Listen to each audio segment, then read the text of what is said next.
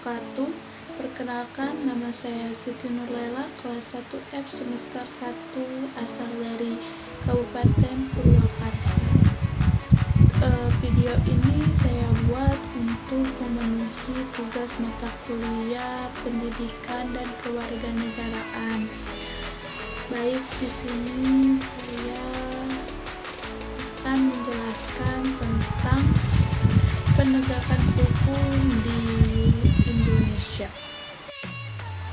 Pengertian dari penegakan hukum adalah sistem yang di dalamnya terdapat anggota pemerintah yang bertindak secara terorganisir untuk penegakan hukum dengan cara menemukan, menghalangi, memulihkan, atau menghukum orang-orang yang melanggar undang-undang dan norma hukum yang mengatur masyarakat. Empat anggota penegakan hukum tersebut berada. Penegakan hukum di Indonesia merupakan permasalahan yang cukup serius. Kepatuhan masyarakat terhadap hukum yang berlaku sangat memprihatinkan.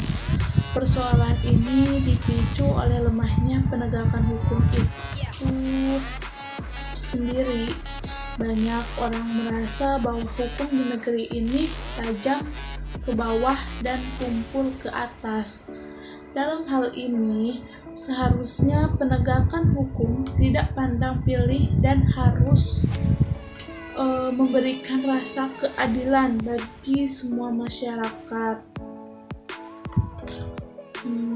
Penegakan hukum juga seharusnya bisa bertanggung jawab, memberi kepastian kepada setiap masyarakat, tidak memihak dan tidak mudah diintervensi.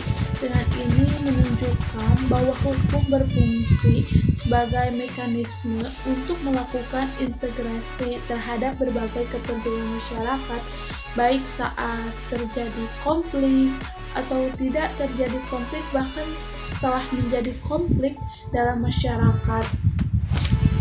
Membahas tentang penegakan hukum di Indonesia, banyak sekali problematika hukum yang terjadi dan perlu ditelaah kembali untuk menjadikan hukum di Indonesia lebih baik lagi. Masalah penegakan hukum di Indonesia merupakan masalah yang sangat serius. Permasalahan hukum ini merupakan permasalahan yang mendasar bagi sebuah negara. Hukum ini di Indonesia yang kita lihat saat ini bisa dikatakan sebagai hukum yang sedang carut marut. Mengapa? Karena dengan adanya pemberitaan di televisi, surat kabar, dan sosial media lainnya, kita dapat mengambil kesimpulan bahwa kondisi hukum saat ini sedang carut marut. Jadi cukupkan sekian dari saya. Mohon maaf bila ada kesalahan dalam ucapannya ataupun perkataannya. Mohon maaf. Wabillahi taufiq wal hidayah. Wassalamualaikum warahmatullahi wabarakatuh.